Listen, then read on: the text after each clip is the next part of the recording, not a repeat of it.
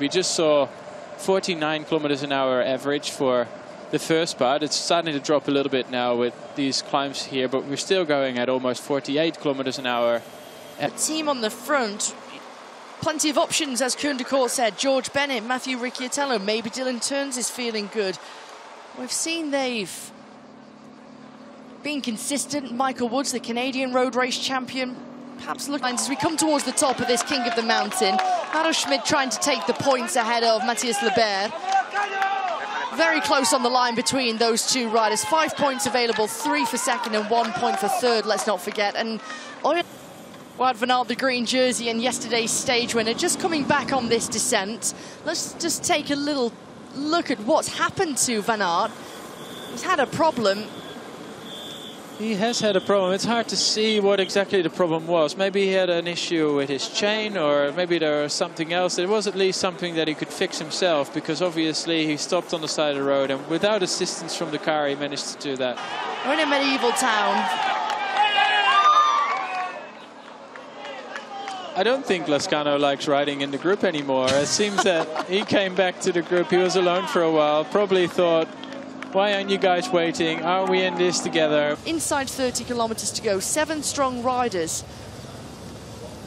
This is hanging in the balance. It is. They go through the intermediate sprint here. No one really challenging. Tejada taking the 20 with the 6 bonus seconds. Who's on the front, and there's a crash here. Giulia Ciccone is caught up, as is Chomin Gioristi, the rider in the orange jersey from Euskaltel-Euskadi. We see double digits. 17, 18, 19% gradients. That lasts for 500 meters, and Tejada, the Colombian, is putting Oya Lascano to the sword, and Virgilito isn't responding immediately. Now we see Dani Martinez right on the front for Red Bull Bora Hansgrohe. Primoz Roglic, crash in the peloton, and several riders are caught up on that right-hand turn. Rafferty makes his way through. Dani Martinez has his leader, Primoz Roglic, right there. Ben O'Connor's made the right-hand turn safely, as now we start to see several riders who've been caught up in that. Taberi is still there in that white jersey, just sitting in the top 10, as now Tejada goes through 4 kilometers to go, and Lascano has clawed his way back to the wheel of the Colombian. He takes a bottle, throws it to a fan. In trouble here, this is Alexander Vlasov. A fan's trying to help Alexander Vlasov of Red Bull Bora Hansgrohe. He throws the bottle down. In the red jersey, Ben O'Connor dancing on the pedals as the leader of La Vuelta a España. Carapaz and Cepeda are there for EF Education Easy Post in that pink jersey.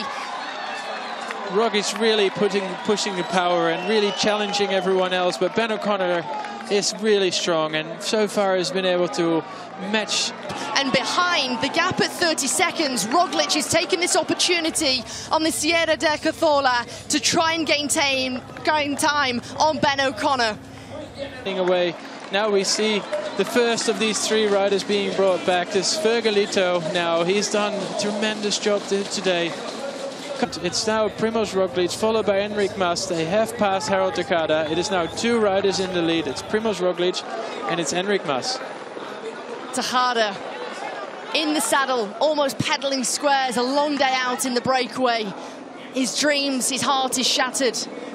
And this is a bad day for UAE Team Emirates, with Joao Almeida losing time. There they make that left-hand turn off the tarmac and onto the concrete wall. And look at the way that Tejada just comes to a complete standstill. Virgilito is still hanging on for a good result as Mikel Landa starts to accelerate, and Roglic is in control, but Mas is able to match. But for the stage victory, it's going to be between Enric Mas of Movistar and Bora Hansgrohe's Primoz Roglic as they start to look at each other. Mas takes control at the front of the race. He wants to try and take the inside line on the hairpin. He goes to the right-hand side of the road. He starts to sprint. He's giving a hard time to Primoz Roglic, who can't quite get round the Spaniard. He's trying to come to the victory. They're head and head, neck and neck. It's Roglic who's got the upper hand. He comes to the finish at the top of this climb, and it's victory number 14 in the Vuelta a España on a stage for Red Bull Bora Hansgrohe's Primoz Roglic. Enric Mas put up a tremendous fight to go for the stage victory today. In the end, he had to settle for second place.